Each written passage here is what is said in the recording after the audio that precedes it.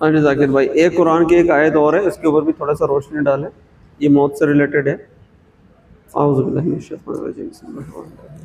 और ये किसी भी शख्स के इख्तियार में नहीं है कि उसे अल्लाह के हुक्म के बगैर मौत आ जाए, जिसका एक मुअय्यन वक्त पर आना लिखा हुआ है। और जो शख्स दुनिया का बदला चाहेगा हम उसे उसका हिस्सा दे देंगे, और जो आखिरत का सवाब चाहेगा हम उसे उसका हिस्सा अता कर देंगे। जी, इस पर थोड़ी सी रोशनी डालें। आपको शायद इस आयत की शुरुआती जो लाइनें हैं, शुरुआती जो इसकी आयतें वो परेशान कर रही हैं। जी। शुरुआती जो लाइनें हैं कि अल्लाह के हुक्म के बगैर कोई मौत आ नहीं सकती। दूसरी अगली जो बात है उसका एक वक्त मुकर्रर है। ये दो बात मेटा मोटी है, आपको समझनी है। जी। सपोज कीजिए किसी इंसान ने किसी का मर्डर किया।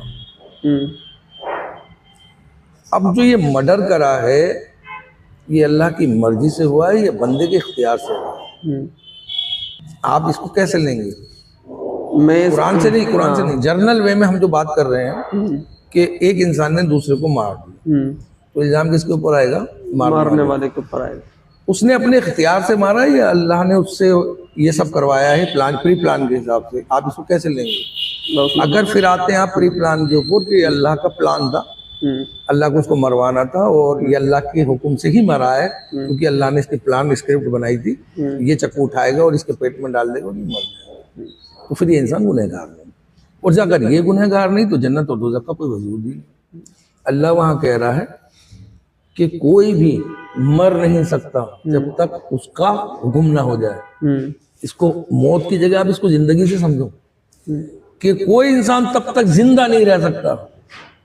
दुनिया में जिंदा ही वो तब तक है जब तक अल्लाह का उसके ऊपर हुक्म है, और जिस दिन हुक्म हो जाए कि इससे मौत आए तो मर के रहेगा। आप इसको ऐसे समझोगे तो बड़ा आसान समझोगे, और खाली इसको मौत से ही समझना चाहोगे तो कंफ्यूज रहोगे। मान लीजिए आप सोचो मैं 1000 साल तक दुनिया में रहूं, आप रह नहीं सकते। आप रह के दिखा दीजिए, कोई मिसाल बता दीजिए। अल्लाह ने आदम को चाहा आदम रहा, नूह को चाहा नूह रहे, यानी कि वो लोग रह सकते हैं जिसको अल्लाह जितनी उम्र देना चाहे। अल्लाह के हुक्म के बगैर मौत आ जाए, और आप कह रहे हैं कि वो उसका रिवर्स, इसका जिंदगी, इसका रिवर्स जिंदगी है।